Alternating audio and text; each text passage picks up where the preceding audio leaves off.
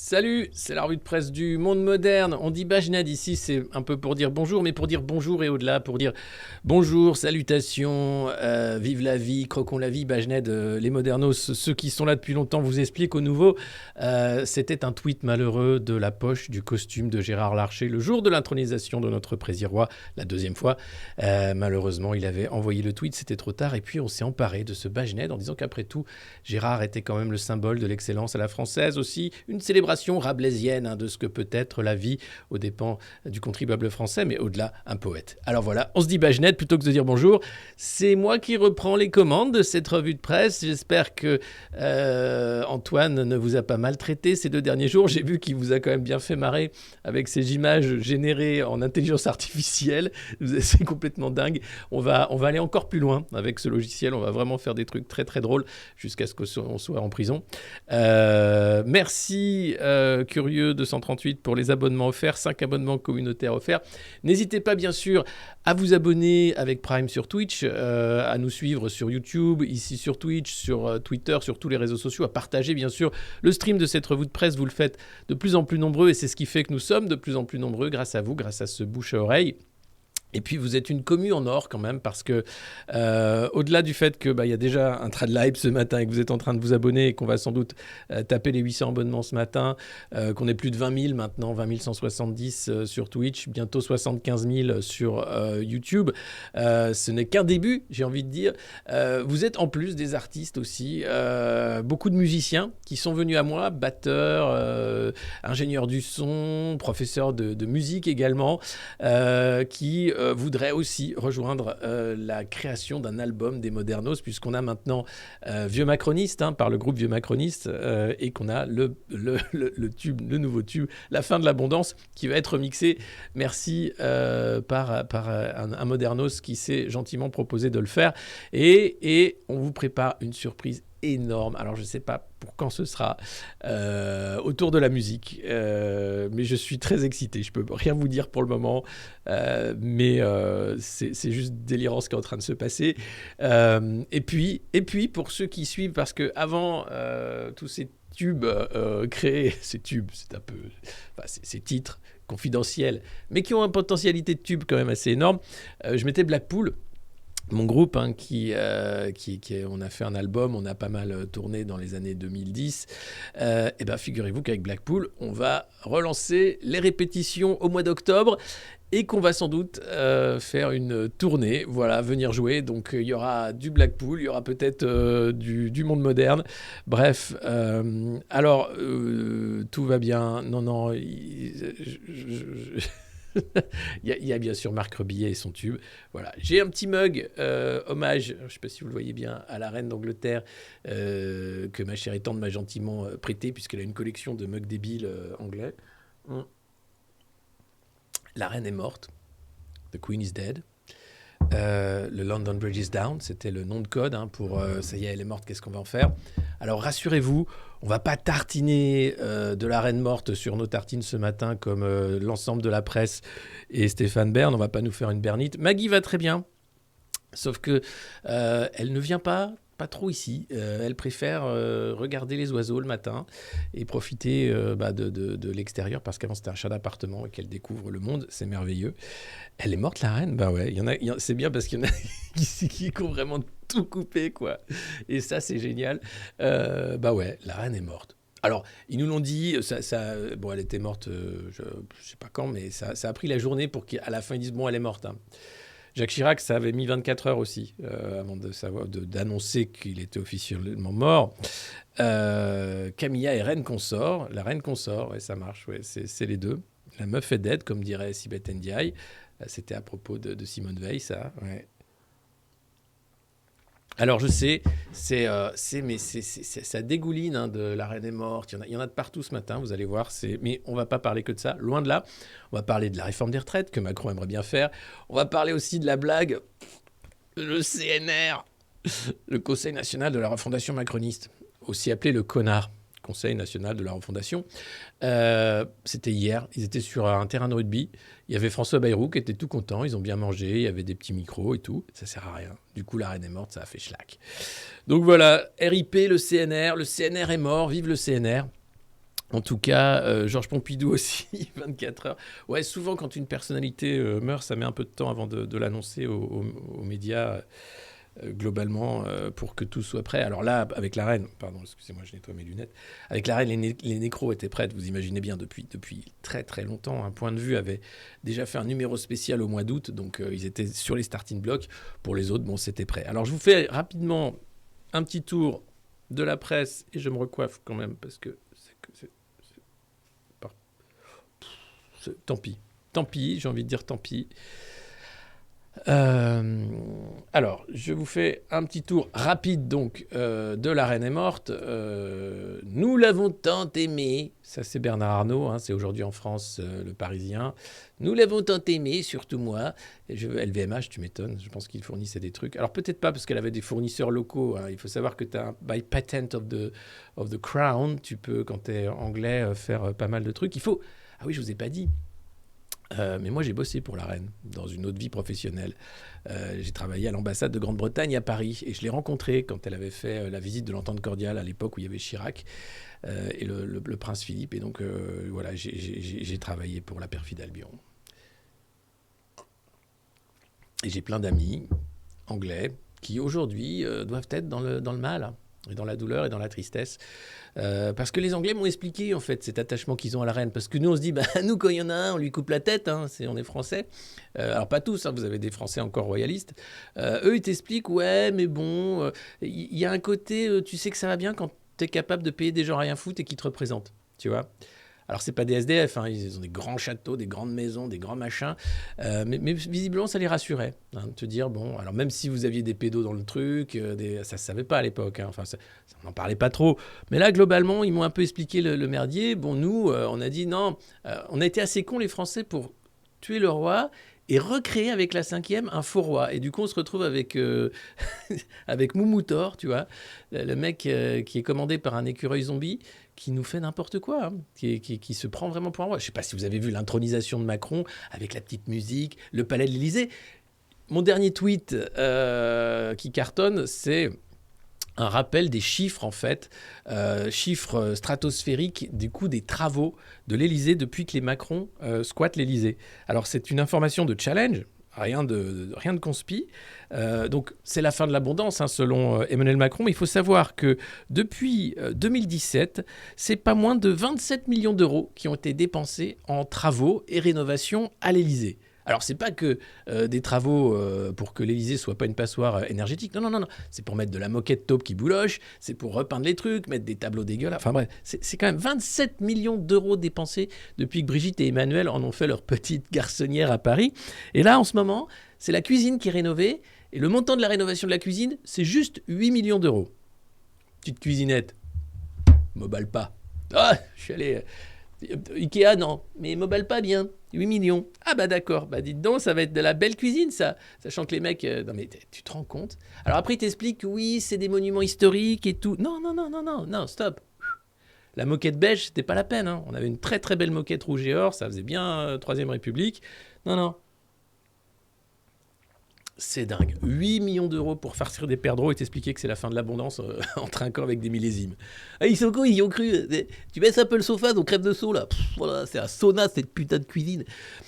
Non mais, c'est pas beau la vie. Donc si jamais, hein, parce que là, vous allez voir, hein, la presse c'est vraiment, il faut aimer la reine, il faut aimer la monarchie d'une certaine façon.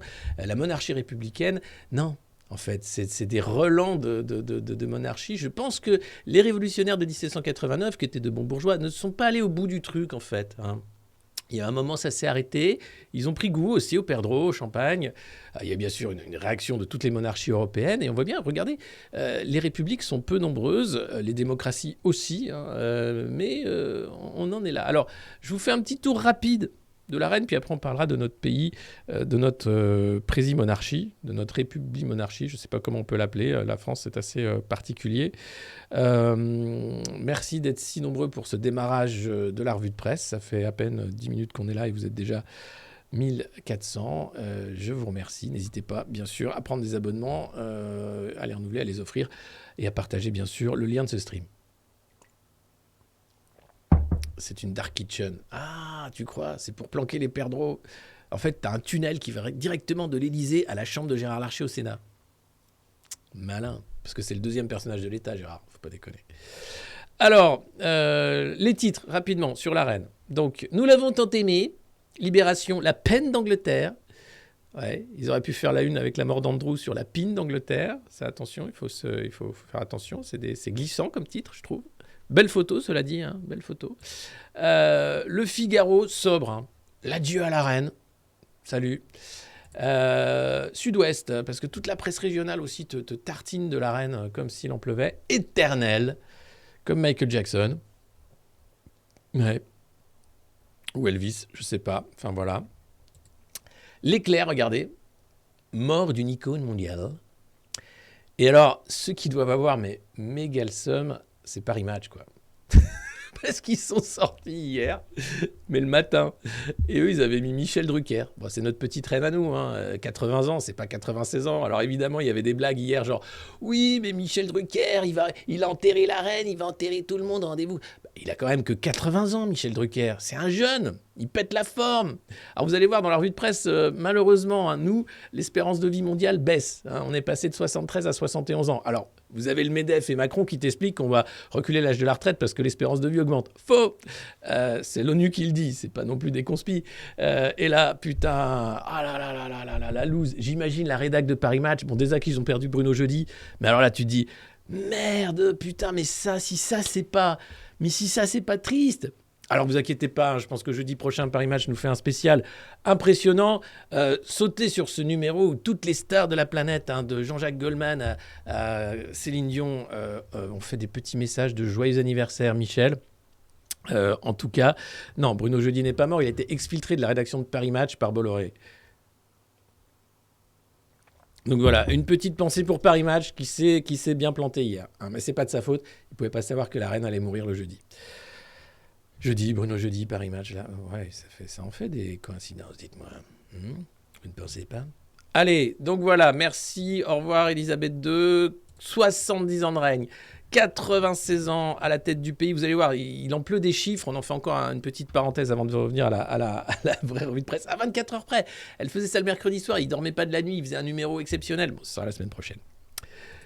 Ça, c'est les Anglais qui ne savaient pas quoi faire, donc ils sont allés devant Buckingham, il pleuvait comme d'habitude là-bas, et voilà, ils étaient tristes. C'est un peu comme Diana, ils se sont dit, tiens, ah voilà, il y a plein de blagues aussi sur Diana qui accueille la reine au purgatoire, hein, ou en enfer ou au paradis, selon que vous soyez monarchiste ou non.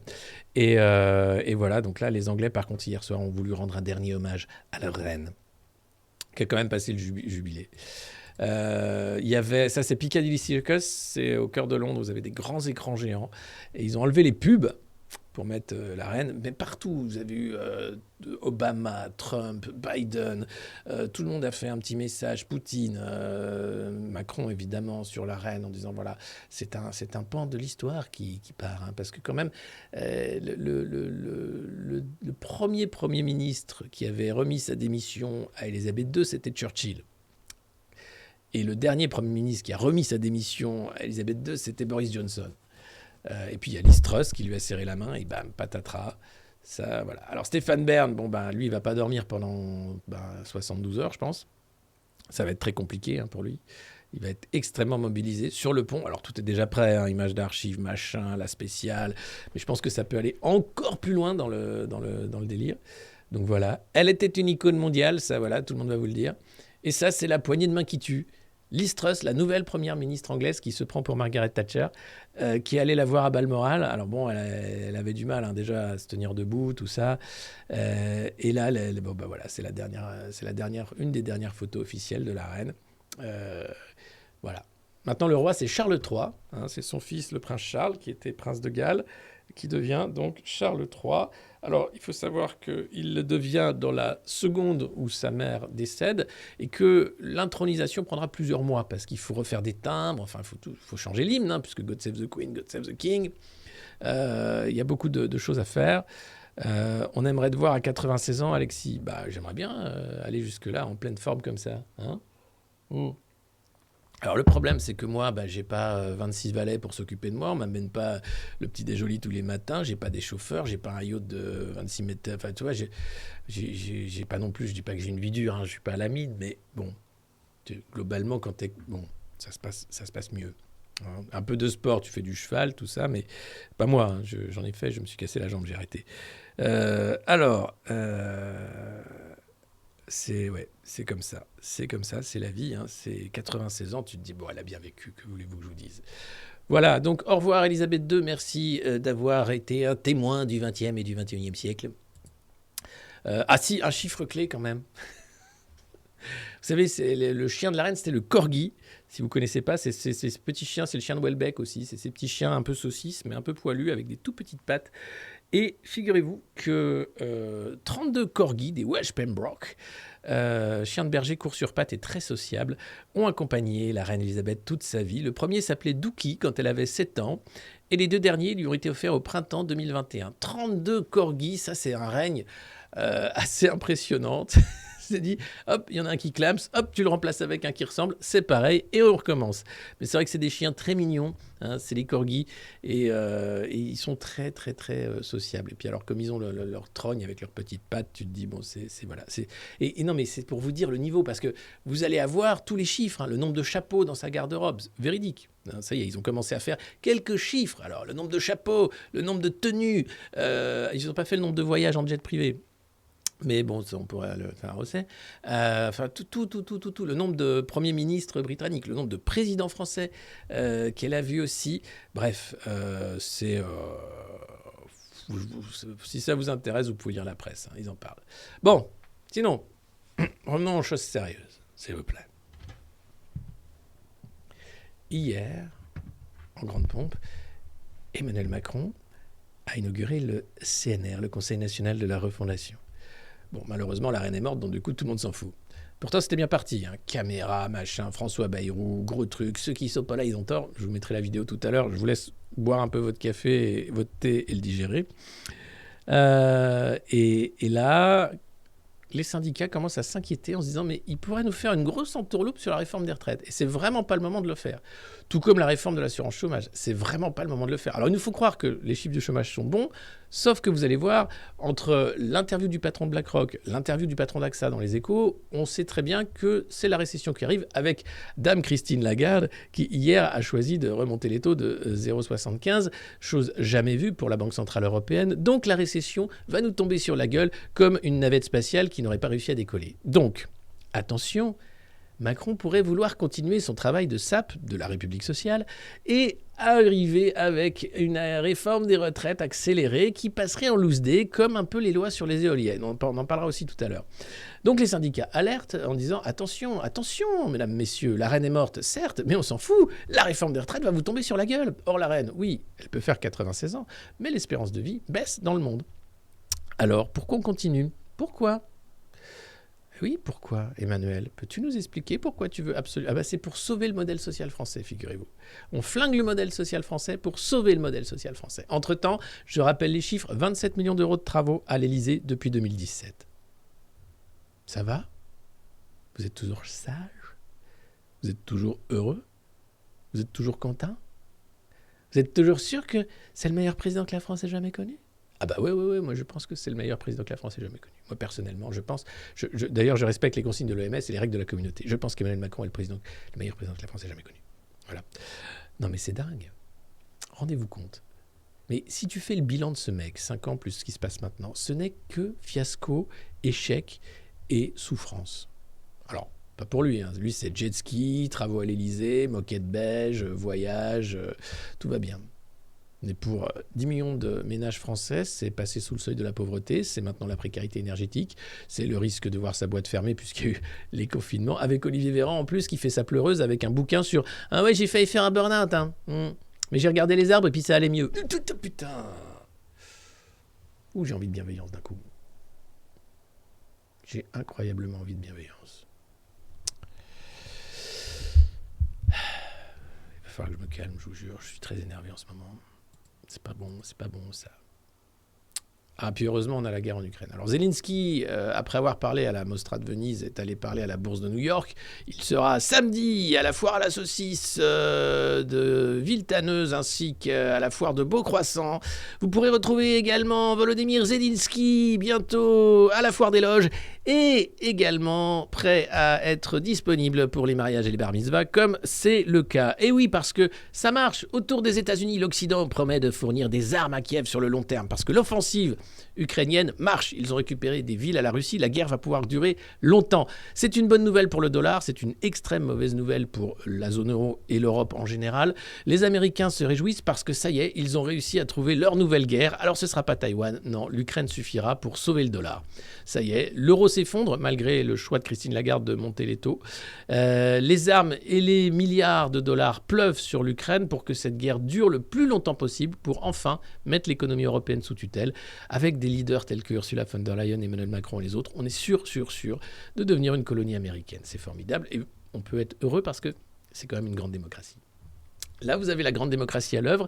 C'était sur la base de Ramstein, la grande base américaine en Allemagne. Il faut savoir qu'en Allemagne, vous avez plus de 50 000 troufions américains qui sont stationnés à l'année. Ça a augmenté, évidemment, avec la guerre en Ukraine. Ils se sont mis d'accord sur les petits cadeaux à l'Ukraine. Donc, vous avez le chef de la défense américaine. Alors, lui, il est magnifique. Hein. Vous avez une photo de lui avec un masque, une visière, un machin. Il a eu ses 4 doses, le Covid. Enfin, c'est un champion. Et vous avez le chef de la défense ukrainienne qui est à côté, et donc c'est cadeau, et la guerre va pouvoir durer longtemps. Ça fait à la fois que les Américains vendent leurs armes, des missiles HIMARS et plein d'autres choses, donc cadeau pour le lobby militaire ou industriel. Ça fait que le dollar se renforce, ça fait que les Américains vont vendre leur gaz de schiste à l'Europe, qui ne prendra plus du gaz russe, et ça fait que l'Europe est en train de se suicider pour la 3e fois dans l'histoire. Je n'ai pas de mots. Sinon, puisqu'on en est à parler de suicide, parlons de sauver la planète. Et l'éolien va nous permettre de sauver la planète, ne vous en déplaise. Oui, la future loi d'accélération sur les énergies renouvelables va lever tous les freins à leur déploiement. Et parce que comme on a un peu de retard, Macron et son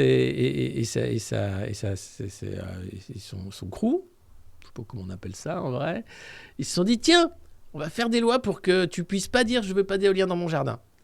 Donc, tu n'auras plus de recours. C'est un truc scandaleux. Donc là, toutes les associations un peu écolo, un peu anti-éolien aussi, mais qui se disent, attendez, l'éolien, c'est pas non plus super écolo. Notamment les ligues de protection des oiseaux, mais aussi les riverains qui se disent, entre les infrasons, qui sont terribles. Vous avez un village qui a quand même réussi à se faire entendre auprès des autorités, les infrasons peuvent rendre malades de manière très grave. Je remercie d'ailleurs la personne qui m'a envoyé ces informations. Et donc, est-ce qu'il y aura des éoliennes devant la maison des Macron au Touquet ? Non, évidemment que non. Mais non, mais c'était pas dans le plan d'urbanisme. Ah, d'accord. Mais il a changé le plan d'urbanisme. On va te mettre une grosse éolienne là, devant l'Élysée, sur l'Élysée, tiens, pourquoi pas. Et voilà ce qu'ils disent. La contestation devient impossible. Face à ce texte, les anti-éoliens sont scandalisés. Pour Jean-Louis Butré, responsable de la Fédération Environnement Durable, la FED, si la loi, et non pas la Banque Centrale Américaine, mais si la loi passe en l'état, la contestation deviendra tout simplement impossible ou inefficace. L'un des articles prévoit notamment de sauver une procédure, même en cas d'annulation d'un document clé. Ainsi, lorsqu'une autorisation environnementale sera annulée, le juge pourra la régulariser pour sauver le chantier. En gros, si jamais les mecs décident de construire une éolienne devant chez toi, t'es niqué. Donc il faut le savoir. Après, c'est pour sauver la planète. Avec du béton et des pales qui se recyclent très mal. Alors après, il y a des gens qui sont pro-éolien et je les comprends. Hein. Je dis, on n'a pas 36 solutions. Donc il faut bien trouver entre le solaire, l'éolien, rien. Hein, puisque la meilleure énergie, c'est celle qu'on ne consomme pas. Donc il va falloir trouver cette énergie qu'on ne consomme pas. Donc voilà, ça va être assez particulier. La multiplication de ces contentieux est préjudiciable au développement des énergies renouvelables, est-il écrit dans les documents préparatoires au projet de loi. Hein, donc l'idée, c'est que comme les gens ne sont pas contents qu'on leur saccage leur paysage, leur jardin, leur vie, hein, tout simplement, on va les emmerder correctement, puisque c'est un peu le boulot de Macron, c'est de maltraiter les Français. Pour Julien Lacaze de Cité Monument, cette loi finit d'anéantir les droits des citoyens. En 2018, pour l'éolien terrestre, on avait déjà supprimé l'un des 3 degrés de juridiction existants en cas de recours. En 2020, pour l'éolien en mer, seul le Conseil d'État est désormais compétent. On était déjà à l'os, maintenant on attaque l'os. Donc, vous n'avez plus aucun droit, vous n'aurez plus rien, mais vous serez heureux. Ça c'est Klaus Schwab, c'est le World Economic Forum. Et là, vous avez le bon factotum, Emmanuel Macron, qui va pousser plus loin pour vous enlever des droits. Et c'est génial parce qu'il ne parle que des devoirs. Hein. Il a dit non, c'est important les devoirs. Les droits, c'est un peu nul. C'est un peu surfait, les droits. Donc des devoirs. Donc c'est une super bonne nouvelle. Je pense que oui, il y aura peut-être une guerre nucléaire avant tout ça. Et puis on repartira sur un hiver glaciaire qui mettra le GIEC... bon. Vous êtes 800 abonnés. On a réussi notre objectif. Donc j'augmente l'objectif. Je suis un dingue. Je le mets à 810. Excusez-moi. J'ai un chat dans la gorge. Voilà. Merci, j'en profite de ce 800e abonné. Je ne sais pas qui il est. C'est Curieux238 qui a offert un abonnement d'1 mois à Pépito Crush. Donc voilà, merci Curieux et merci Pépito. Merci à vous tous d'être de plus en plus nombreux à connaître et apprécier cette revue de presse quotidienne. Nous allons continuer le travail, Antoine et moi, pendant les mois qui viennent, en espérant évidemment qu'il n'y aura pas de coupure d'énergie et d'électricité qui nous empêcherait de streamer le matin ou de censure des plateformes, puisque nous respectons les règles des communautés, bien sûr en respectant à la fois les consignes de l'OMS, mais aussi en étant à la fois dans la bienveillance, le respect et l'amour du prochain, contrairement à certains. Voilà. Et puis pour éviter les pubs, abonnez-vous si vous le pouvez. On a besoin des pubs également. On limite un maximum, mais on ne choisit pas quelles sont les pubs ni comment ça fonctionne. Et vous avez les replays sur YouTube qui permettent de zapper les pubs, d'aller plus vite. Voilà. Alors, Pépito Cush, le boss des modernos. Bienvenue. Et bienvenue aux nouveaux. Je ne sais pas qui sont les nouveaux, mais en tout cas, merci à tous ceux qui offrent des abonnements, à tous ceux qui s'abonnent, à tous ceux qui proposent leurs services également pour cette revue de presse, à tous ceux qui l'apprécient, qui la partagent et qui ont fait la promo, parce qu'il n'y a rien de tel que le bouche à oreille, en réalité, compte tenu voilà, de tout ça. Je suis brave et pas de pub. Voilà, brave, si vous avez ça, vous pouvez également éviter la pub. Il y a plein de façons d'éviter ça. Ensuite... cette loi vise à museler la contestation. L'intérêt public majeur reconnu aux projets favorisant les énergies renouvelables va nous empêcher de faire valoir les atteintes aux espèces protégées. Un argument qui nous permettait de faire capoter les projets. Donc, d'un côté, quand tu fais une ZAD pour sauver un crapaud, on te fout sur la gueule. Là, quand tu veux mettre un truc, on te fout sur la gueule. En gros, si tu veux sauver la nature, on te fout sur la gueule, mais c'est pour sauver la nature. Attention, il faut suivre, hein. Comme Bernard Cazeneuve, le mec qui a envoyé la troupe sur les zadistes, qui revient pour sauver la gauche avec son manifeste. Voilà, c'est systématiquement, dès que toi tu veux faire une autre alternative à ce monde débile de prédation et de financiarisation de la vie humaine, on t'envoie les blindés et la troupe avec des grenades lacrymogènes. Dis donc connard, d'où tu veux pas payer des impôts parce que t'as pas de sous? Je vis d'amour, d'eau fraîche, je fais pousser quelques tomates... non génétiquement modifié. Mais dis donc, salopard, tu sais que t'as pas le droit.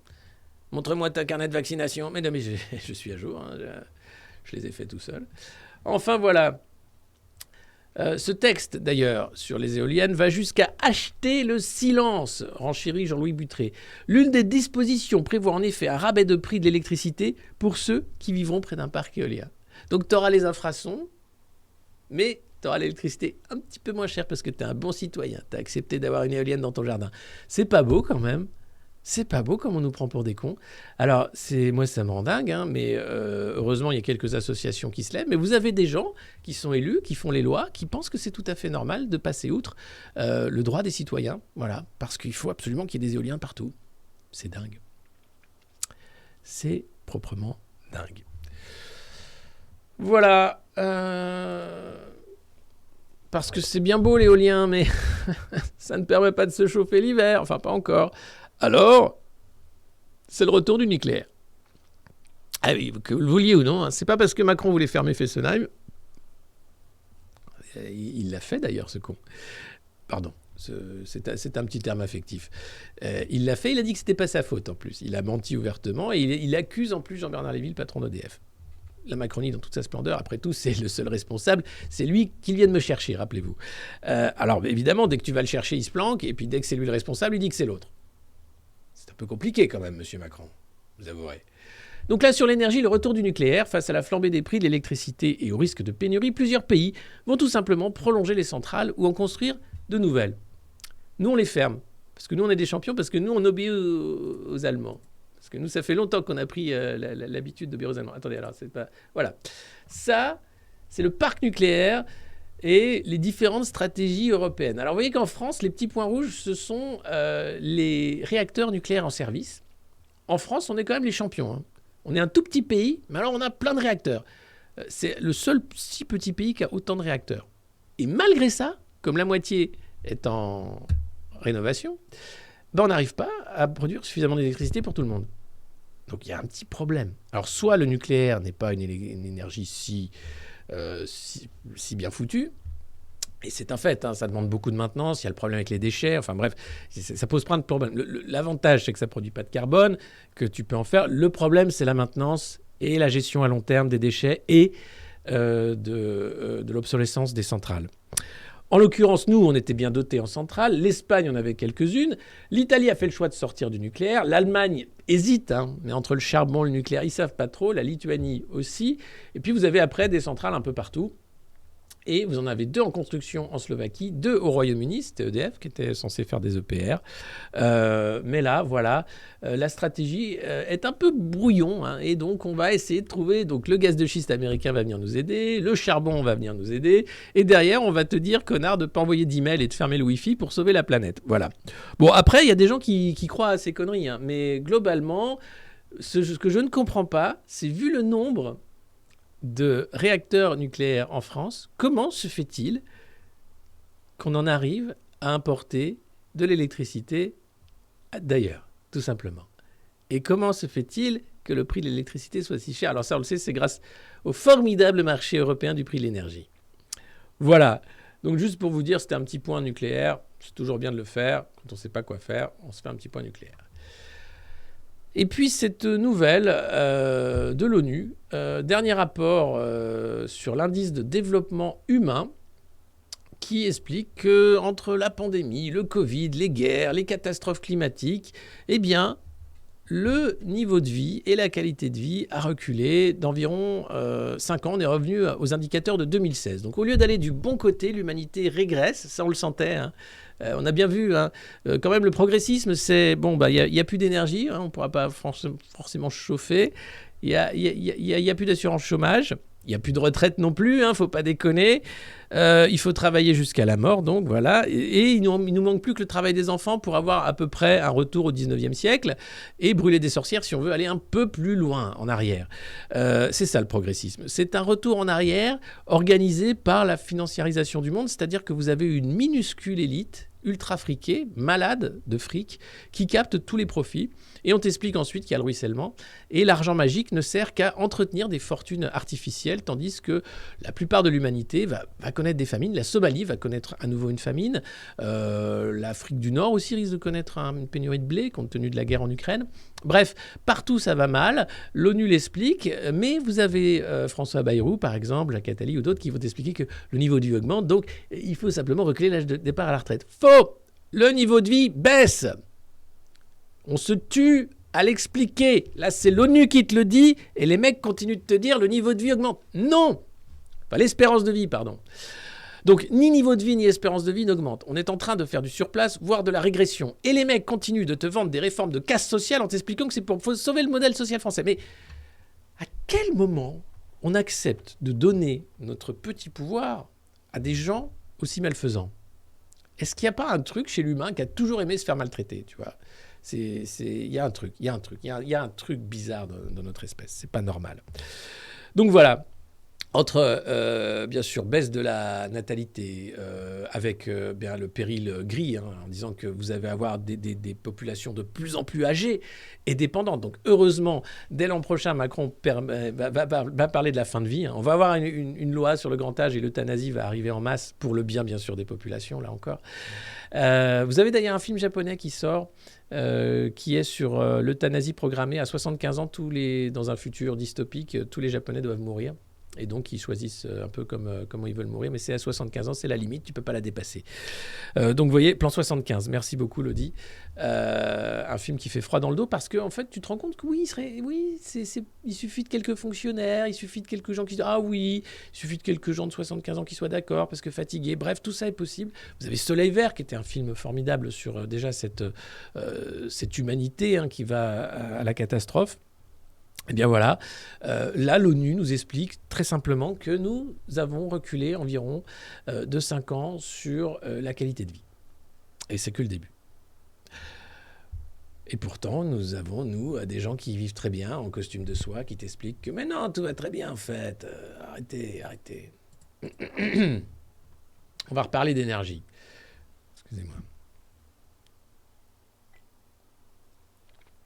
Alors non, ne faites pas des blagues, s'il vous plaît, sur le suicide, parce qu'il y a des gens qui ont des pensées suicidaires. Si jamais vous avez ce type de pensée, essayez de parler à vos proches, essayez d'en parler. Passez pas à l'acte, s'il vous plaît.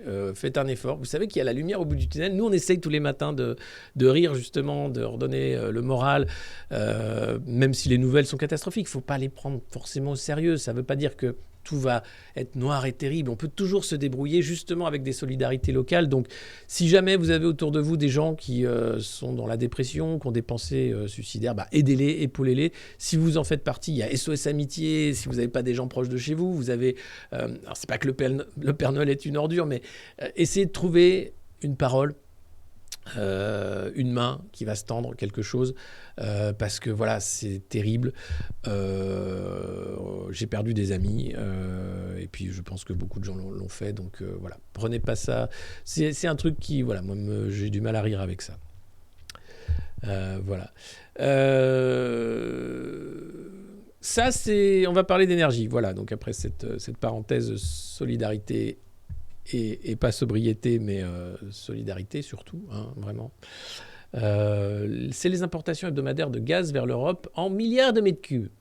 Alors en janvier, on était à 28% de gaz russe. On n'est plus qu'à 12% de gaz russe. Mais il faut dire qu'en même temps que les importations ont globalement baissé énormément. Donc on se retrouve... Eh bien, vous êtes 810 abonnés. Alors, je suis un dingue. Je change les objectifs. Et puisque vous êtes des dingues, je le mets à 830. Allez, parce que 820, si on le fait encore ce matin, on va me dire que c'est n'importe quoi. Allez.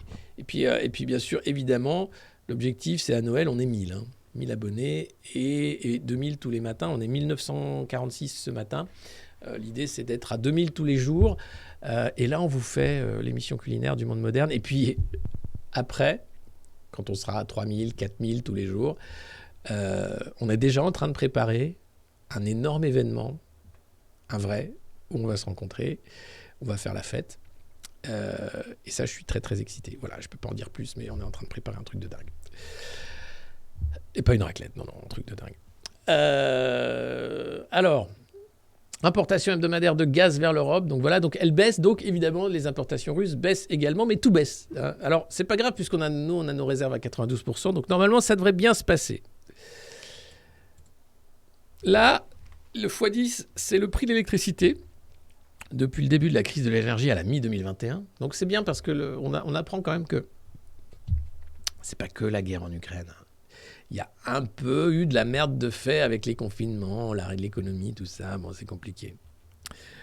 Donc voilà, c'est x10. Ça, c'est sur les prix de marché de gros. Le gaz, c'est x5 depuis le début de l'année, tout simplement.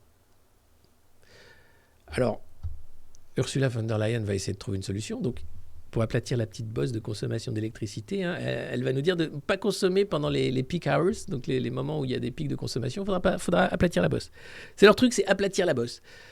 Mais c'est à se taper la tête contre les murs. C'est dingue. C'est-à-dire que les mecs, Covid, crise de l'énergie, machin, on va aplatir la bosse. Il y a un petit pic. Putain, mais quand est-ce qu'on se débarrasse des cabinets de conseil, quoi, bordel? Parce que ces mecs-là servent à rien, en fait, clairement. Ils sont déguisés, ils sont là, ils t'expliquent. Ouais. Non, ils obéissent, ils ont des petits... Enfin, ils obéissent même pas. C'est-à-dire qu'on leur dit quoi dire. Et c'est des slides qui sont pondus par des cabinets de conseil complètement dysfonctionnels qui t'expliquent que, non, mais utilise les éléments de langage qu'un enfant de 5 ans pourrait comprendre. Aplatir la bosse. Ouais, je vais t'aplatir la bosse, il n'y a aucun problème. Aucun problème. The little hump. Of course. The little hump. On parlera de Christine Lagarde tout à l'heure. Juste, je faisais un petit point sur l'énergie parce que c'est exactement la même connerie que le reste. Et puis, non mais t'as l'impression de vivre vraiment dans un truc où, enfin, quand les journalistes ferment leur gueule, quand une chaîne d'infos qui a reçu le prix de la meilleure chaîne d'infos en France fait sciemment de la désinformation et s'excuse en disant « Oh, désolé pour les erreurs ». 2 erreurs en 24 heures. Tu crois que la profession ferait un petit communiqué? Je dirais que c'est un peu, quand même, un peu gros. C'est un peu mal faire son travail. Là, je parle au directeur de la rédaction de LCI. Tu crois qu'il y aurait autre chose que « Pardon, on a fait une erreur et maintenant, on enchaîne avec un jeu ». C'est Hunger Games, les gars. Alors, moi, je pense que les gens ne sont pas aussi cons que ceux qui pensent que les gens sont cons pensent qu'ils sont cons, si vous me suivez. C'est-à-dire que vous avez une élite déconnectée qui ne craindra jamais les pénuries puisqu'elle va très bien et qu'elle a des résidences secondaires au Maroc et ailleurs et qu'elle peut fuir en jet privé à n'importe quel moment, qui pense que les gens sont cons et qu'elle peut les prendre pour des cons, jusqu'à un certain point. Vous avez plein de pays au monde où, ça y est, les émeutes de la faim commencent, des populations entières se sont levées contre leurs élites corrompues et je pense que les Français sont loin d'être cons. Alors, c'est ce qu'on voudrait nous faire croire. Quand vous allumez la télé, vous avez l'impression que les Français sont cons, c'est vrai. Mais beaucoup de Français ont déjà éteint la télé. Et moi, je fais confiance à l'intelligence collective. Et je pense qu'on est nombreux à faire confiance. Alors, l'intelligence collective, c'est un mot à la con. En vrai, non, je fais confiance à l'intelligence individuelle des gens, les gens qui réfléchissent, les gens qui ont allumé leur cerveau et qui se disent « Attendez, non, non.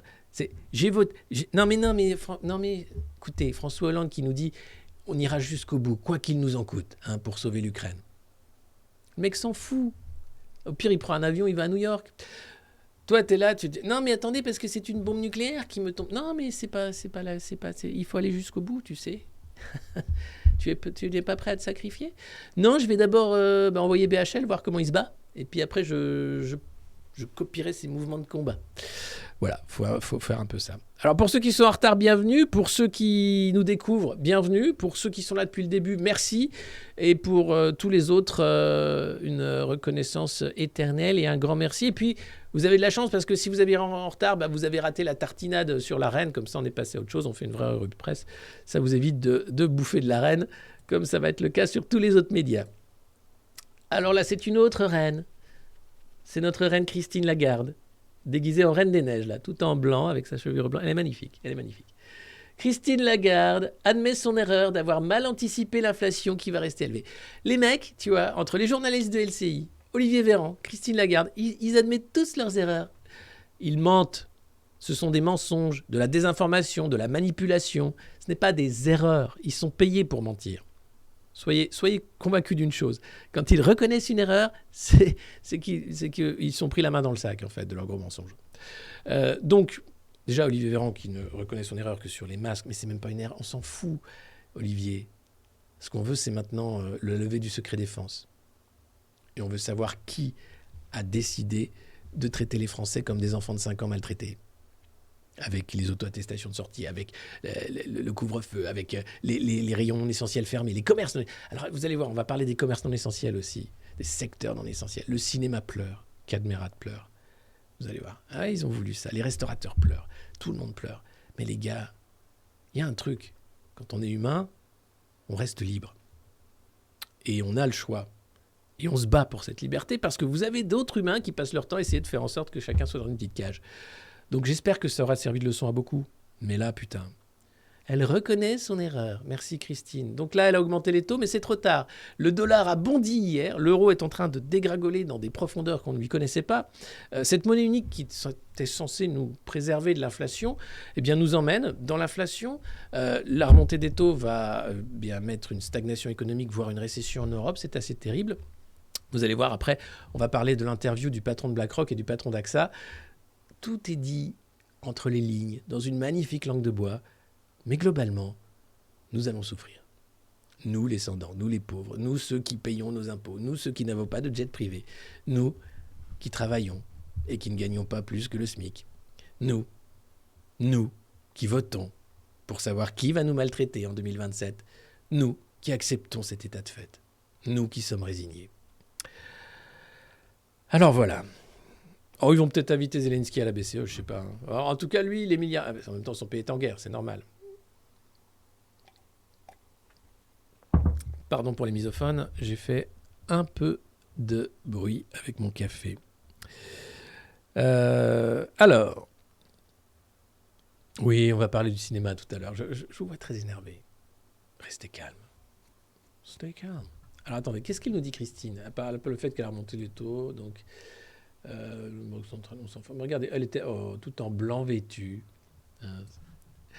C'est pour nous annoncer que l'hiver sera rude, peut-être. C'est un code. Tu te mets en blanc si jamais l'hiver sera rude. Oui, d'accord, pas de problème. C'est là, 0,75, le taux d'intérêt principal donc, a été porté de 0 à 0,75. Il était négatif en juillet. Hein.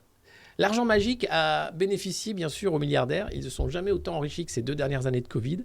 La finance marche très bien pour ceux qui ont de l'argent. Alors, en 2022, un choix s'offre à vous.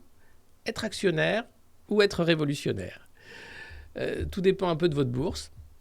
Mais il va falloir choisir votre camp très rapidement parce que quand les pâtes seront un produit de luxe, il sera trop tard pour voir ce qu'on pourra faire. Quand vous ne pourrez plus vous déplacer parce qu'il faudra un pass carbone pour pouvoir se déplacer, il sera trop tard également pour se réveiller. Alors tout ça, c'est de la dystopie évidemment.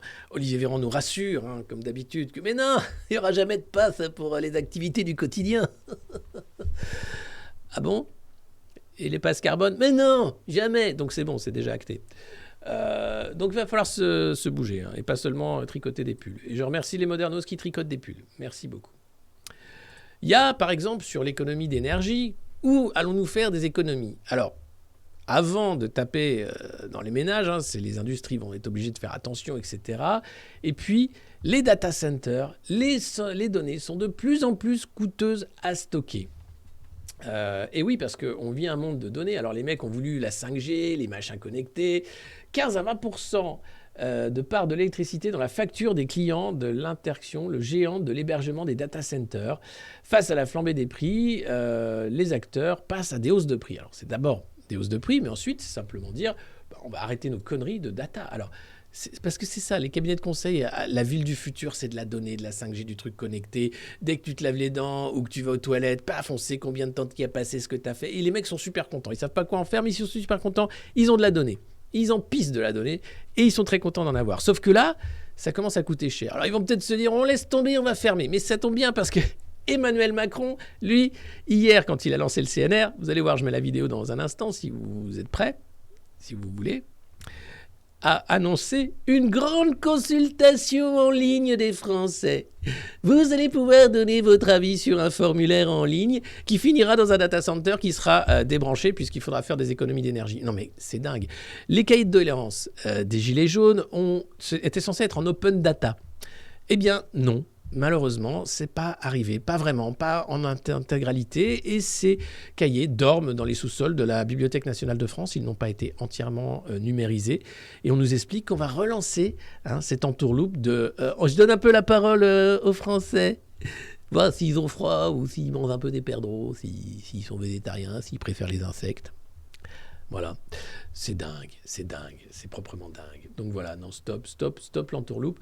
Je vous mets rapidement.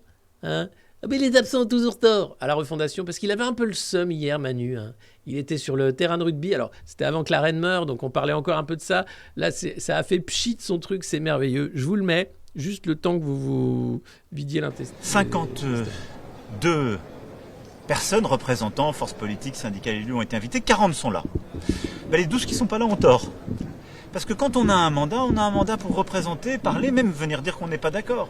Quand on n'est pas là, il ne faut pas après expliquer qu'on n'a pas été consulté, ou que c'est trop vertical, ou trop ceci, ou trop cela. Il y a une formule de bon sens qui dit que les absents ont toujours tort. Ça vaut pour aujourd'hui aussi. Et donc, mais les forces politiques sont représentées quand elles l'ont choisi, ce qui est le cas de la force politique qui préside. Il n'y a pas d'ambiguïté là-dessus. Et d'ailleurs, c'est pas toujours, c'est comme ça qu'on leur a écrit, les dirigeants de ces forces politiques. Politique est représentée aujourd'hui par une maire. Donc, par contre, ça c'est ceux qui ont décidé de... Tais-toi. Bon. Voilà, les absents ont toujours tort. Il n'est pas content parce qu'il y en a 12 qui ne sont pas venus. Ah ben c'est leur choix. La porte reste ouverte. Vous pouvez faire que vous voulez. Non mais le mec est sur une pelouse au Centre national du rugby à Marcoussis avec François Bayrou et des mecs qui sont là. Non mais c'est pas comme si on vivait une crise économique exceptionnelle. C'est pas comme si les mecs avaient du boulot. Non. pour faire plaisir à Macron, ils sont allés à Marcoussis au Conseil national de leur fondation. C'est merveilleux. Ici, le Conseil national de leur fondation, on l'a appelé le connard, c'est mieux que le CNR. Parce que le CNR, c'est le Conseil national de la résistance, c'est un peu autre chose. Voilà, donc c'est proprement dingue. Et il continue à faire comme si tout allait très bien, Madame la Marquise. Mais tout va très bien, Madame la Marquise. D'ailleurs, c'est la fin de l'abondance, surtout pour l'industrie du cinéma. Après les larmes de Cadmerade sur le plateau de Quotidien, caché derrière des lunettes de soleil, expliquant que nous avions besoin de célébrer l'amour, l'humour et toutes ces belles humanités via des bobines et des écrans interposés. Ben non, les gens vont plus au cinéma. C'est-à-dire que quand il fallait, je ne sais pas combien d'injections plus un pass pour aller voir un navet, tu te dis... le dernier film que je suis allé voir, c'était Dune, je crois.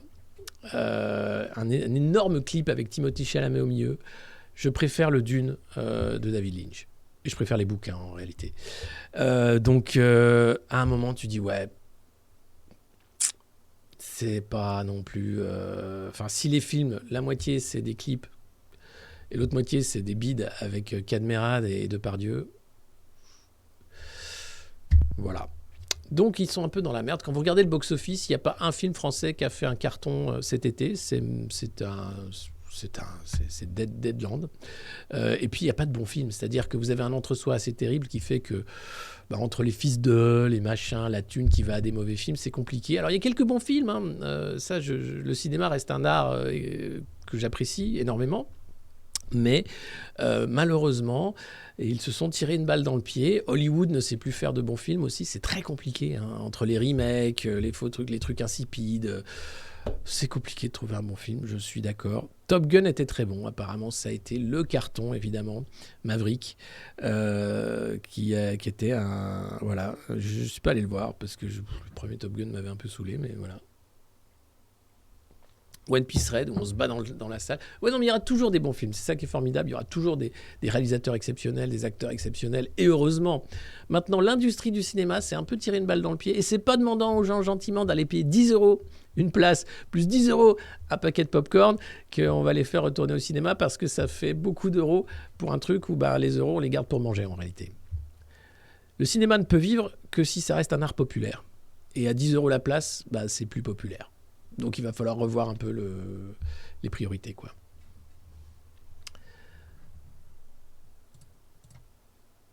Ça, c'est moins populaire. C'est un sport de gentleman. Golf, c'est gentleman only. Et woman, je ne sais plus quoi. Les golfs en marche vers la sobriété. Eh oui. Et oui, contrairement aux idées reçues face au réchauffement climatique, les parcours ont déjà changé leurs habitudes. La gestion de l'eau peut y être exemplaire. Par exemple, ils l'ont montré cet été en n'arrosant que les greens, attention, et pas le reste. Alors c'est évidemment un communiqué de la Fédération française de golf pour se sauver et dire que c'est pas un sport de richoux qui crame de l'eau pour rien, pour que des gens marchent en petites sandales, bref. C'est très bien le golf, c'est un sport, si vous pouvez le faire, si vous avez rien d'autre à faire, c'est très bien. En tout cas, voilà, les mecs essayent de se racheter en disant non, mais on est comme les autres, nous, on fait attention à l'eau. Hein. C'est de l'eau recyclée, c'est machin. Ils sont engagés dans une démarche éco-responsable, comme Yves Saint-Laurent qui fait son défilé au milieu du désert. Il n'y a aucun problème. Aucun problème, tout va très bien, Madame la Marquise. Et puis, alors ça m'a fait marrer parce que, vous allez voir, on va parler du jeûne. Ces cadres qui se toquent de jeûne. Délesté de son image de diète triste, ce régime radical proposé dans les lieux haut de gamme en France devient une expérience tendance pour nombre de managers au bord du burn-out. Attention toutefois au risque pour la santé. Olivier Véran a peut-être fait un jeûne d'ailleurs. Et donc c'est à la mode. Donc quand t'es riche, que tu bouffes trop de perdreaux, à un moment tu dis « Oh là là, putain, faut que je fasse un jeûne ». Qui n'est pas imposé puisque tu vas payer très cher pour aller dans des lieux VIP. Par exemple, ici, à côté de chez moi, vous avez la Pensée Sauvage, dans le Vercors. Alors là, c'est un truc, c'est ultra cher. Les mecs, ils mangent 2-3 petits pois et ils passent leur temps à faire des randonnées et du yoga. Et ils payent ça très, très cher. Ou bien vous avez la Villa Caroline au bord du lac d'Annecy. Voilà, c'est des lieux très, très hype où tu viens jeûner quand tu es très riche. Hein, parce que les pauvres, eux, ils ont plutôt un régime, c'est gavage et sédentarité. Hein, gras et sédentarité, donc c'est le paquet de chips devant la télé, c'est la malbouffe parce que c'est ce qui coûte moins cher malheureusement. Et puis on ne peut pas voyager, on ne peut pas non plus faire de sport, c'est des activités qui coûtent de l'argent. Quand tu es riche, tu en es à tel point de déconnexion que tu payes pour ne pas manger. Avant les riches quand même, c'était les gras, c'était ceux qui payaient pour manger, tu vois, 19e, tout ça, c'est bon. Là maintenant non, c'est les riches payent pour ne plus manger. C'est te dire le niveau de connerie qu'on a atteint en tant qu'espèce. Mais c'est pas grave. Oui, on est bientôt 2000, on est à 1980, c'est formidable. Merci beaucoup. Allez, dans un dernier push de fou, vous pouvez encore partager le lien de ce stream. On est loin d'avoir fini la revue de presse, donc n'hésitez pas. C'est maintenant que jamais, comme ça on tape les 2000. Et si la semaine prochaine on fait 2000 tous les jours, alors là les amis, alors là je ne réponds plus de rien. S'il y aura l'émission culinaire. Moi ça y est, on est 2000. Eh ben c'est bon. Eh ben voilà. Et n'hésitez pas à vous abonner. Et si vous nous découvrez, n'hésitez pas à en parler à tout le monde. En disant, putain, je connaissais pas la revue de presse du Monde Moderne avec le gros là, l'autre là, le barbu là. Oui, c'est vachement bien. Franchement, c'est pas mal. On rigole le matin, c'est pas mal. Merci à tous. Vous faites un boulot d'enfer. Je sais pas quoi dire. Je suis ému. Oui, Brigitte, Brigitte, par exemple, qui fait un jeûne, ouais. Refus d'obtempérer dans l'IB. Alors, vous avez vu, à Nice, évidemment, la police a encore tiré sur un mec dans sa voiture. Alors, il se trouve que c'était un Tunisien qui était déjà multicondamné, plusieurs infractions. Tu te dis peut-être que si une OQTF avait été donnée, il aurait encore la vie sauve. Malheureusement, il est resté en France, il a volé une voiture et il s'est fait tuer par un policier qui a tiré en état de légitime défense. Mais quand on regarde la vidéo, c'est qu'il se désengage et il tire au moment où le mec recule, peut-être en prévention, en disant je veux surtout pas qu'il après parte en accélérant et que ce soit dangereux. C'est un drame, une vie a été perdue. C'est terrible et les flics font de plus en plus face au refus d'obtempérer, à la violence et utilisent de plus en plus leur arme de service. Et c'est vrai, c'est 10 morts en 5 mois. Tuées par des tirs de policiers alors qu'elles se trouvaient à bord d'un véhicule. Certaines étaient des passagères, ont été tuées, c'est pas elles qui étaient au volant. Donc c'est assez terrible. Et donc, comme explication, il y a eu un texte de 2017 qui assouplissait les conditions d'ouverture du feu et qui commence à être pointé du doigt. Alors, quand un policier utilise son arme de service, il ne le fait pas à la légère. Et puis, je ne pense pas que, même si son métier, c'est d'assurer l'ordre et d'avoir affaire à la violence, c'est un plaisir de tuer quelqu'un, ça change la vie, c'est terrible. Et donc je ne pense pas que quand on en arrive à ces extrêmes-là, même quand on est policier, on soit heureux de le faire. Donc c'est assez terrible. Alors vous avez bien sûr la campagne La police tue, etc. Mais si vous regardez l'usage d'armes individuelles, et c'est dans l'IB, les chiffres parlent d'eux-mêmes, depuis 2012, elle n'a pas tellement augmenté. Vous avez les usages déclarés contre un véhicule, c'était 116 en 2012, 157 en 2021, et les usages déclarés au-delà du véhicule, c'est-à-dire là, quand c'est vraiment la légitime défense ou qu'il faut neutraliser, un forcené ou quoi que ce soit, 258 en 2012, 290 en 2021. Donc ça n'a pas explosé. Il y a un pic en 2017. Allez savoir, l'élection de Macron peut-être. Mais globalement, on reste sur des niveaux qui sont les mêmes. Après, si vous regardez les occupants de véhicules tués par la police depuis 2017, 4 en 2017, 6 en 2018, 0 en 2019, 2 en 2020, 2 en 2021, et là où ça commence à poser question, c'est 10 en 2022. Là, ça fait beaucoup. Donc, soit il y a de plus en plus de refus d'obtempérer, soit la police utilise de plus en plus son arme pour les refus d'obtempérer, grâce à cette loi de 2017 qui permet l'utilisation de l'arme de service. Ça reste pas anodin. C'est des drames. On ne tue pas. Il n'y a pas la peine de mort immédiate. C'est pas Judge Dredd. C'est à la justice de sanctionner et pas par la peine de mort puisque nous sommes en France. Donc il y a un vrai problème. Et si on a rien à se reprocher, on obtempère. Évidemment, le problème c'est obtempérer. Mais c'est pas parce qu'on n'obtempère pas qu'on doit se prendre une balle. Hein, c'est-à-dire qu'il y a un vrai problème, et c'est un problème de violence de société. Maintenant, faut arrêter d'accuser la police en disant regardez, sur l'utilisation des armes, c'est pas du délire. Ça n'a pas été multiplié par 10 comme le prix de l'électricité. On reste sur une utilisation raisonnée de l'arme de service et sans doute dans des situations qui l'imposent. Ça ne veut pas dire que ça ne risque pas d'exploser vu la façon dont on veut recruter une police de service, enfin machin, vu ce que la Macronie nous réserve. Mais globalement, voilà, je voudrais rappeler que la police essaye de faire du boulot dans un monde de plus en plus violent et qu'il ne faut pas rentrer dans une américanisation de la société où pour un contrôle d'identité, les mecs vont sortir le flingue. Sur le capot! On ne veut pas ça non plus.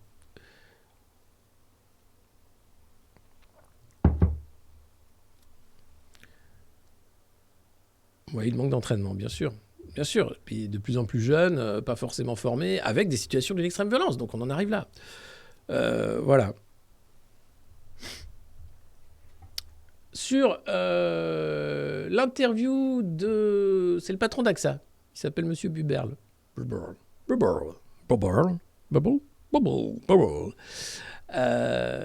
Thomas, je crois de son prénom. Attendez, c'est trop petit, j'arrive plus à lire. Oui, Thomas Buberl. Thomas Buberl, c'est donc le patron d'AXA, ce monsieur, qui répond aux questions des Échos. Le journal de Bernard Arnault, donc contre Richoux, bon, ils se connaissent. Hein, espèce de petit... Alors, c'était bien cet été, t'es venu à la maison, t'as mangé de la salade de poulpe? Non. Est-ce que la démondialisation est engagée? Alors, qu'est-ce que c'est que la démondialisation? Avant, il y avait la mondialisation, c'était quand la Chine produisait tout pour tout le monde. Et puis, bon, vu que la Chine, ils sont dans un délire Covid, là, on les récupérera plus, on se dit, qu'est-ce qu'on fait? Parce que, les Chinois, on les a perdus. Alors, on s'est dit, on va démondialiser. Ah oui, mais le terme de démondialisation n'est pas le bon. Hein, il est plus approprié de parler de fragmentation géopolitique du monde. Celle-ci signifie une chose. L'optimum précédent n'est plus possible. Oui, la Chine ne peut plus être le producteur du monde entier. Pour être concret, la fragmentation du monde implique une augmentation des coûts. Ah oui, parce que produire chinois... Bah oui, oui. Des chaînes de valeur revues et plus onéreuses. Hein, ah bah oui. Eh oui, fini de faire travailler des Bengalis et des Chinois pour rien du tout. Elle implique que nous développions des activités à forte valeur ajoutée. Comme par exemple les activités de conseil. 500 000 balles pour un rapport sur le futur du métier d'enseignant qui ne sert à rien puisque le colloque n'a jamais eu lieu. Ça, c'est de la valeur ajoutée.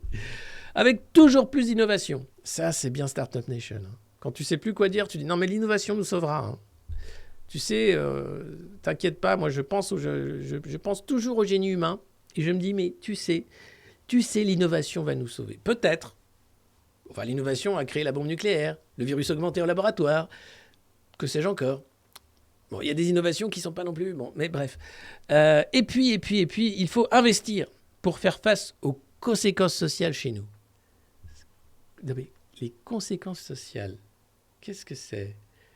Ça veut dire que ça va coûter plus cher, qu'il y aura de plus en plus de pauvres. Et donc, investir pour faire face aux conséquences sociales, par exemple, ce serait peut-être ne pas détricoter les lois d'assurance chômage ou bien la retraite. Ce serait peut-être arrêter de faire croire qu'on peut avoir un plein emploi quand on a une armée de réserve de chômeurs de plusieurs millions et seulement quelques milliers de postes à pourvoir. Ce serait peut-être arrêter enfin d'accepter que les super profits bénéficient toujours à des gens tellement riches qu'ils ne savent plus quoi faire de leur thune. Bref, non. Alors, on continue l'interview de Thomas Buberl. Je ne sais pas comment on dit. Est-ce que vous savez comment on prononce le nom du patron d'AXA? Thomas Buberl? Bref, vous défendez les sanctions contre la Russie. Mais sont-elles efficaces? Et là, la réponse. Quelle est l'alternative? Bon, il dit pas oui. Hein. Et il peut pas parce qu'ils ne sont pas efficaces. Mais il dit pas oui. Il dit, mais quelle est l'alternative? Nous ne sommes pas dans une guerre classique, hein, mais dans un conflit de valeurs. Entre un système autocratique et des démocraties. Ah, c'est pas le gaz? C'est pas la corruption endémique, c'est pas le fait que les États-Unis ont investi tellement en Ukraine pour récupérer des thunes, que ce soit le fils Biden, aussi Blinken, mais avant ça... Non, d'accord. C'est pas pour les États-Unis d'Amérique, non. C'est pourquoi il est vital pour les États européens d'imposer des sanctions. Elles sont en place, même si certains estiment que leurs effets ne sont pas assez rapides. Oui, c'est pas que les effets sont pas rapides, c'est qu'en fait les sanctions nous sanctionnent. Hein? Alors, pas vous les riches, parce que vous en foutez, mais nous qui allons faire nos courses, globalement, on se rend compte qu'on se fait douiller méchamment grâce à vos sanctions super contre les méchants régimes autoritaires. Non, mais je suis pour une guerre de valeurs, aucun problème. Mais on pouvait la faire sans les sanctions, la guerre. Hein. Enfin, si vous voulez la faire, de toute façon, à la fin, quand c'est vraiment la guerre, c'est toujours les plus pauvres qui se font déchiqueter. Donc, ça ne change rien. Il ne sera pas facile de faire en sorte que les opinions publiques dans nos démocraties restent engagées dans cette bataille pour les valeurs. Sans blague. Donc les mecs sentent très bien déjà qu'ils sont en train de perdre un peu... Non mais les pauvres, vous voulez la guerre ? Non. Vous voulez la guerre ? Bah non, ça coûte cher. Après, c'est nos enfants qui se font déchiqueter par des obus. Enfin, c'est nul, c'est de la merde. Vous voulez pas la guerre ? Bah non. Bah quand même, vous l'aurez. Mais pourquoi ? Bah parce qu'il faut sauver nos valeurs. Mais quelles valeurs ? Tu m'expliques ? Tes valeurs ? Planquées en bourse ? Donc voilà, il ne sera pas facile de faire en sorte que les opinions publiques dans nos démocraties restent engagées dans cette bataille pour les valeurs. Non, tu m'étonnes. Donc ça va être l'entourloupe, la propagande non-stop, H24. Ouh, ils sont méchants. Ouh, il faut faire la guerre. Ouh, il faut faire la guerre. Ouh là là, il faut faire la guerre. Non, les gens sensés ne veulent pas la guerre. Par contre, les malades d'argent, les malades de pouvoir, les malades de profit veulent la guerre. Alors, c'est un risque, hein, mais nous devons le prendre. Vladimir Poutine joue sur le temps. Il veut convaincre le monde qu'il a raison et que l'Europe a tort. Par exemple, lorsqu'il explique aux pays africains que tous les problèmes d'approvisionnement en céréales sont la faute des Européens. Il est en guerre contre l'Europe. Non. C'est une inversion de valeur. C'est les États-Unis qui sont en guerre contre la Russie et qui emmènent l'Europe dans leur guerre. Et, enfin l'Europe, l'Union européenne et les leaders qui sont tous des young leaders de la French American Foundation ou de la American Foundation, de la NED, etc. Ils ont mis en place des pions et maintenant, évidemment, nous sommes colonisés d'une certaine façon. Et ça depuis longtemps. Hein. Régis Debray en parle très bien après 68. On est niqués. Cette guerre n'est pas la nôtre. Je veux dire, c'est des Slaves qui sont en train de se faire la guerre. Ils peuvent se mettre d'accord autour d'une table très rapidement pour éviter, un holocauste nucléaire, 2, un hiver très rigoureux, 3, des gamins de 20 ans qui se font cramer dans des tanks. Voilà. Alors, les tensions sociales, une récession en Europe, ça le sert. Quel méchant ce Vladimir. Parce que les tensions sociales, bien sûr, c'est sa faute. Bah oui, la récession en Europe, mais là encore, c'est sa faute. C'est pas la faute aux dirigeants européens qui ont bloqué l'économie européenne pendant 2 mois pour le Covid, qui ensuite ont fait de l'argent magique, qui a bénéficié qu'aux plus riches et qui a flingué l'économie avec une dette qui est en train de nous retomber sur la gueule. Non mais vous vous rendez compte l'inversion de valeur de ces gens-là ? C'est le patron d'AXA qui raconte ça.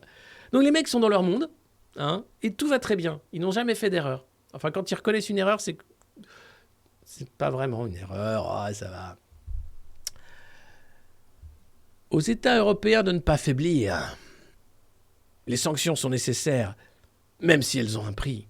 Ah oui, celui d'une énorme tension sociale, celui de milliers, de millions d'Européens qui vont passer sous le seuil de la pauvreté, celui des gamins de 20 ans qui vont cramer dans des chars. Ouais, ça a un prix, ouais. Pendant ce temps-là, les Américains sont très contents. Hein. Ils vendent des missiles IMAR, ils vendent, le dollar va très bien, c'est formidable. Mais pour les Européens, quel est l'intérêt ?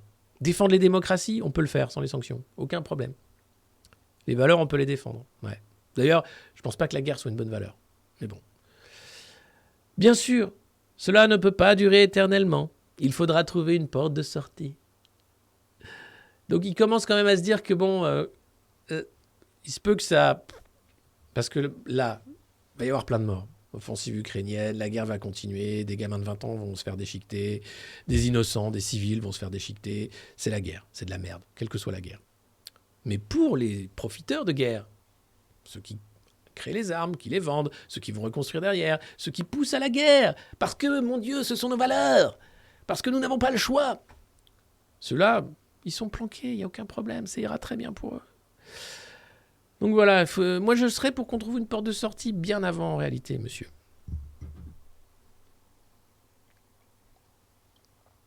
Voilà. Et sinon, faut-il s'inquiéter des risques de la crise financière ? Hein ? Patron d'AXA. Hein. Petite question. Ça, c'est cadeau. Vous pouvez la clipper parce que c'est juste la réponse la plus merveilleuse que j'ai lue dans une interview. Faut-il s'inquiéter des risques de la crise financière ? Monsieur Buberl, patron d'AXA. La Banque Centrale Européenne fait face à un défi considérable. Elle doit à la fois lutter contre l'inflation et veiller à ce que l'euro ne s'affaiblisse pas trop en remontant ses taux d'intérêt. Mais en même temps, elle doit aussi éviter la récession qui se profile et ne pas affaiblir les États les plus fragiles de la zone euro avec des coûts d'emprunt qui augmentent. Ces 4 objectifs, et on le comprend aisément, sont extraordinairement difficiles à tenir en même temps. Oui. Donc, il faut s'inquiéter des risques de la crise financière. Bah, tu pouvais dire oui, hein, on gagnait du temps. Donc, le mec t'explique que la Banque centrale fait face à un dilemme. Elle va évidemment faire morfler les pauvres, comme d'habitude. Hein. De toute façon, pour sauver les riches, il faut manger des pauvres. Après, quand les pauvres disent mangeons les riches, on les traite de cannibales, de dangereux criminels, etc. Mais le sang des pauvres, c'est l'argent des riches. Ça a toujours été. Ça ne change pas. Donc là, clairement, sur les 4 objectifs, lutter contre l'inflation, fiasco. Veiller à ce que l'euro ne s'affaiblisse pas trop. Fiasco, puisque même en remontant les taux d'intérêt, eh bien, le dollar, lui, s'envole et l'euro plonge. Éviter la récession, elle est là, ça y est. On parle de crise économique, on parle même de faillite en cascade d'entreprises en Allemagne, mais aussi dans l'ensemble de la zone euro. Et puis, éviter d'affaiblir les États les plus fragiles de la zone euro avec des coûts d'emprunt qui augmentent. Regardez ce qu'a fait la Troïka à la Grèce et les prochains sont déjà sur la liste. Donc c'est formidable. Donc voilà, merci la Banque centrale, merci Christine Lagarde, merci, bravo et encore merci. Et puis, une autre interview formidable. Regardez, ça c'est une tête de vainqueur. Ça c'est les champions comme on les aime. Qui c'est ? C'est Jean-François Cirelli. Vous ne le connaissez pas, c'est normal, il est discret.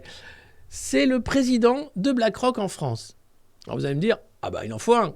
Oui, c'est pas Macron, hein. C'est Monsieur Cirelli qui a fait un rapport. Cirelli, vous allez voir, il a un CV formidable.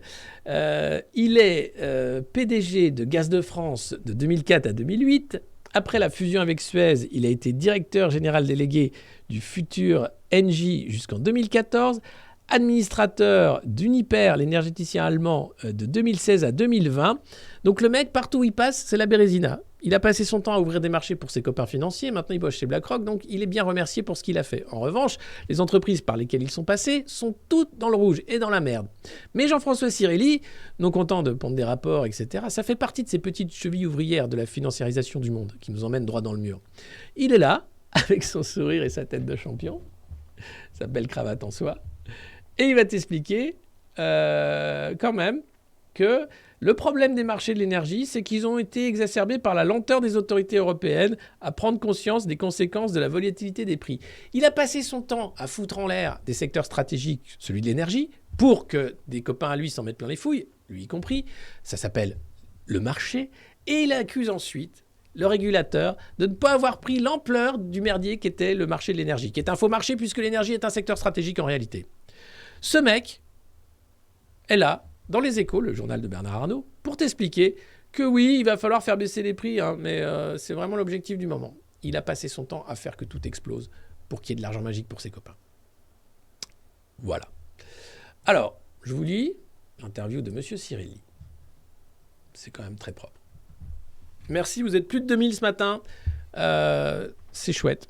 Big up à EDF, hein, qui nous permet de streamer, voilà, encore. Hein, tous les matins. Oui, je sais, passe-moi le monoeil. Je sais. On a envie de justice, en fait. Je sais. Alors, c'est dans Les Échos. Journal de Bernard Arnault, le français le plus du mot. Les marchés de l'énergie ont-ils été défaillants ? Faut-il les placer définitivement ou durablement sous tutelle ? Faire baisser les prix doit être l'objectif unique du moment. Jusque-là, l'Europe dépensait environ 2% de son PIB en énergie. Si elle ne faisait rien, cette proportion passerait à 16%. Ce n'est tenable ni pour les ménages, ni pour l'industrie. Un plafonnement du mégawattheure à 200 € correspondrait à cette urgence. Ah, d'accord. Mais encore, faut-il comprendre comment cela va être mis en œuvre, ce qui n'est pas clair à ce stade. À très court terme, il faut aussi s'assurer de remettre de la liquidité dans le marché. Mais il ne serait pas souhaitable de revenir aux années 1980. Ce sont des marchés qui ont bien fonctionné. Il ne faut ni les détruire, ni surréglementer. Mais pourquoi ne faudrait pas revenir dans les années 80, quand l'énergie n'était pas si chère, quand la France était encore maître de son destin en matière énergétique ? Quand on ne payait pas si cher, parce que nos impôts ont financé les infrastructures que tu as privatisées pour tes copains pendant des années. C'est formidable quand même. Le mec est très content de son boulot. Hein. Lui, évidemment, il est multimillionnaire, tout va bien. Les autres, nous, les Français, encore une fois, c'est... Faut pas surréglementer quand même. Alors, je ne sais pas s'il parle comme ça, Cirelli, mais je le vois bien comme ça, dans ses mocassins glands, tu vois. Donc, très content de son boulot. Le mec a fait un boulot phénoménal, hein, Cirelli. Phénoménal.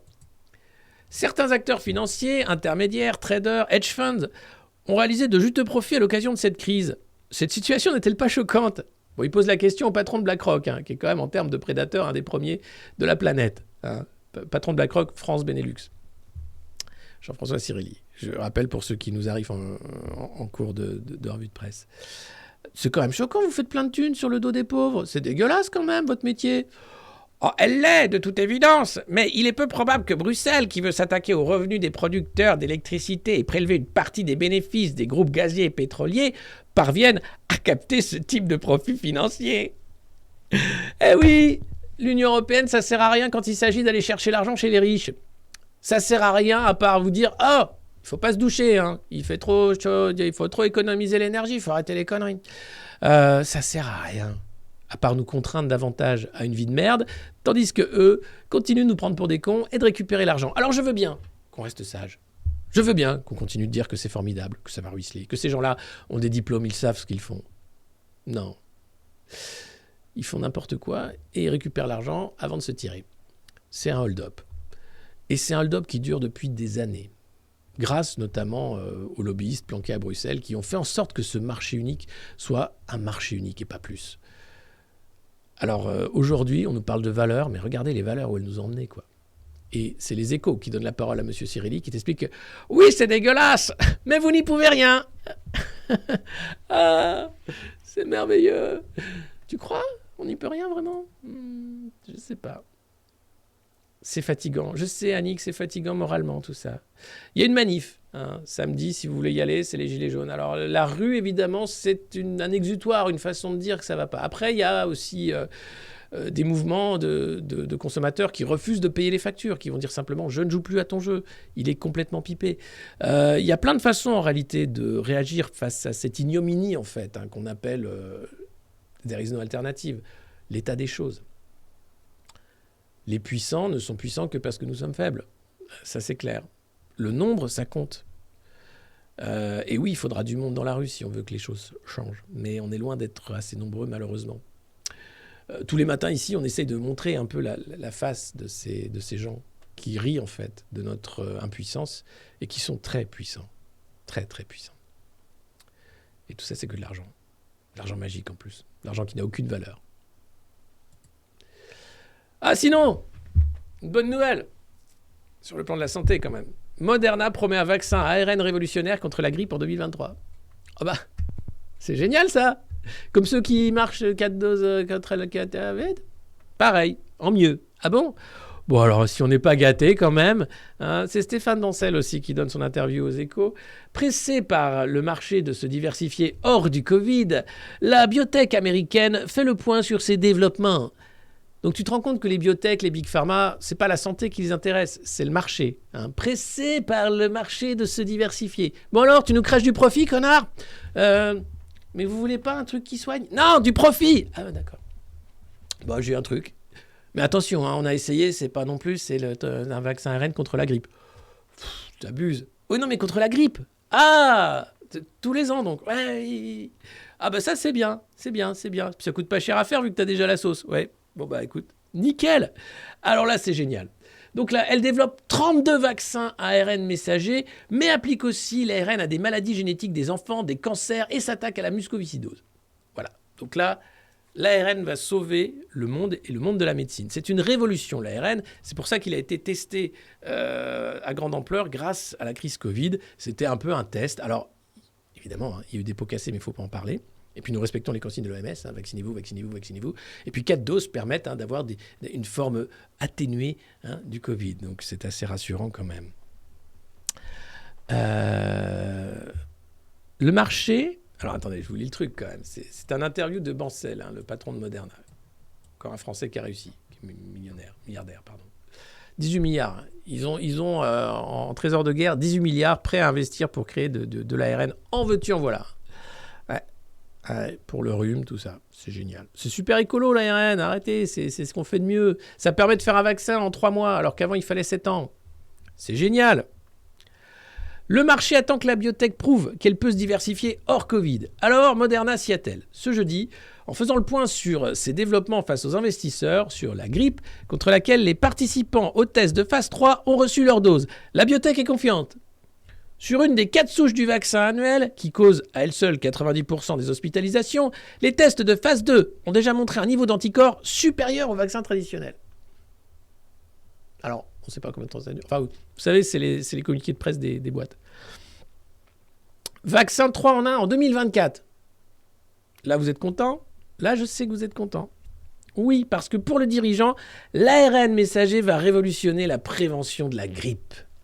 Le vaccin est mieux adapté aux souches de la saison. Ah oui, aujourd'hui, certaines années, les vaccins fonctionnent mal car les souches ont été définies en février. Ça, on s'en était rendu compte. Mais, il ne parle pas du Covid, là, il parle de la grippe saisonnière.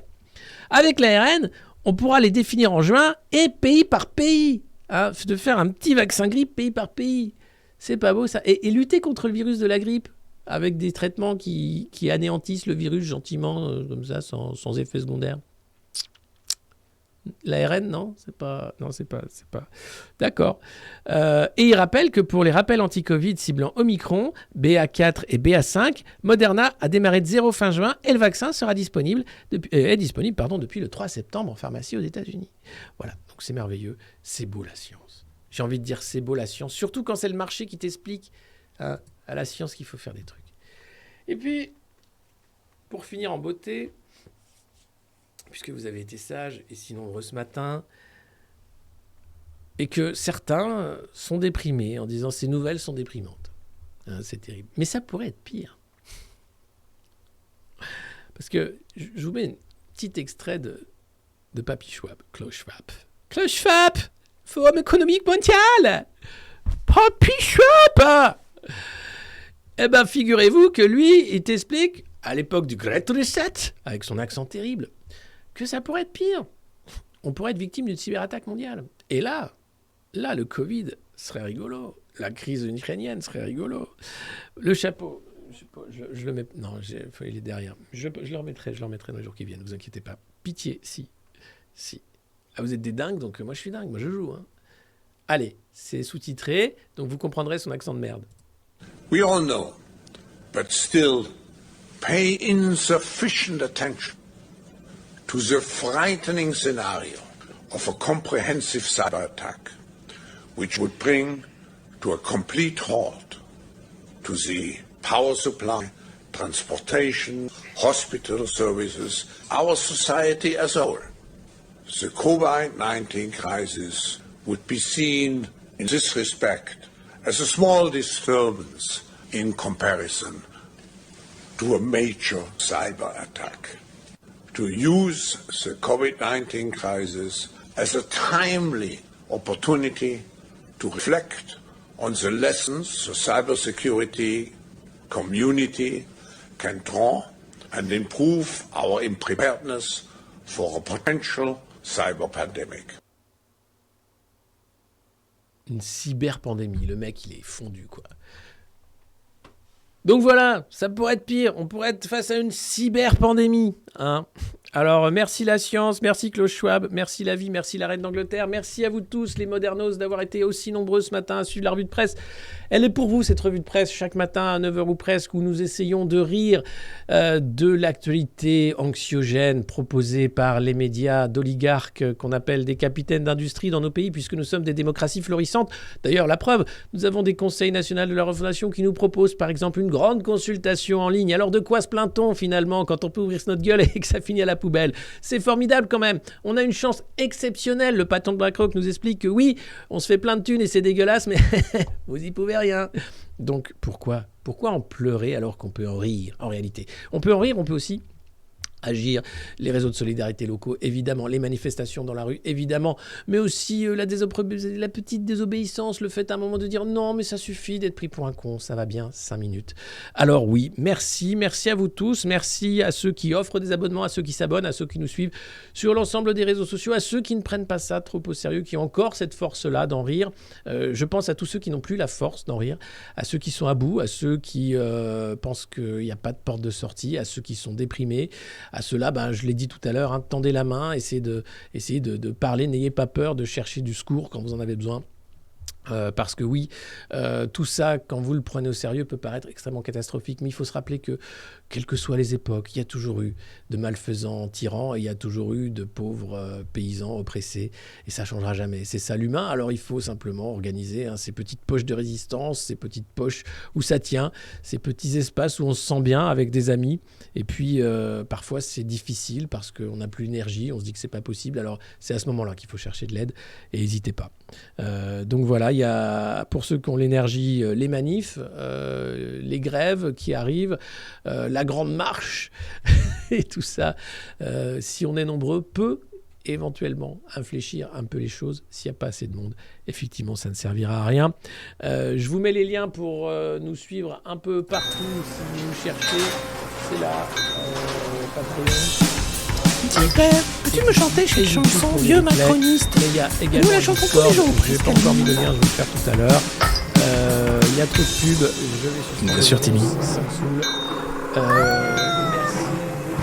Alors, à chaque fois que je parle sur Vieux Macroniste, on ne m'entend rien, donc je coupe. Donc je leur disais merci. Je vous mets les liens sur les différentes plateformes pour nous suivre. Il y a également un Discord. Et je vous laisse en compagnie de notre tube Vieux Macroniste. Passez une bonne journée, un bon week-end. Prenez soin de vous, de ceux que vous aimez. Si vous avez besoin d'aide, demandez de l'aide. Et je compte sur vous la semaine prochaine. Allez, des bis, ciao.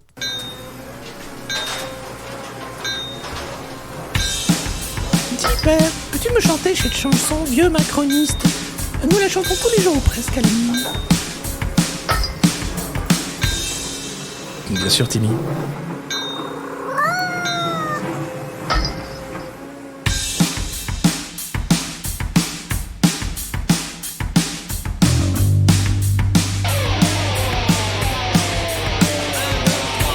Vieux macroniste, vieux macroniste.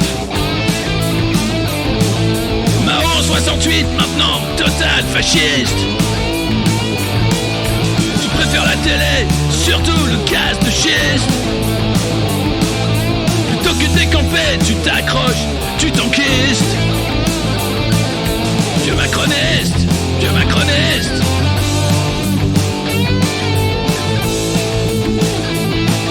J'espère que tu mourras dans ton vomi.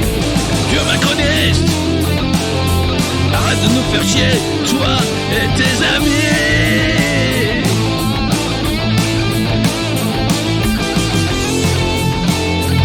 Oh, vieux macroniste. Tu t'accroches, tu t'enquistes.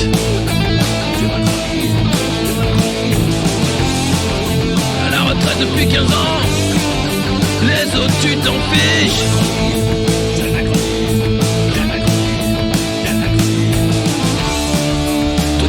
Croisière, tu laisses crever tes fils. Le climat c'est une blague, la France tu la fistes. Vieux macroniste. J'espère que tu mourras dans ton vomi. Arrête de nous faire chier, toi et tes amis. Tu te crois VIP mais t'inquiète t'es sur la liste. Manu va pas te rater, tu vas voir comme ça glisse. 75 ans de conneries mais demain c'est fini. Profite encore de la vie tant que tu sens pas la piste. Vieux macroniste.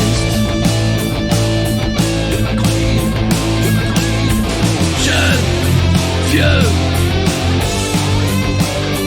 macroniste. Jeune, vieux macroniste. Jeune macroniste. Putain c'est la chialance, t'as déjà une vie triste.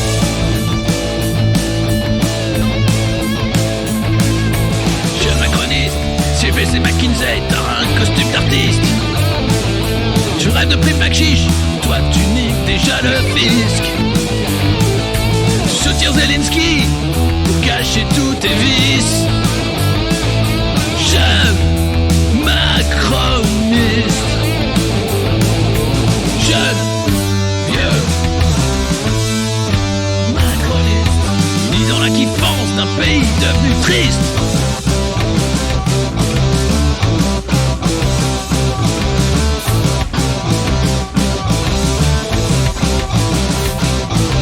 Vieux macroniste.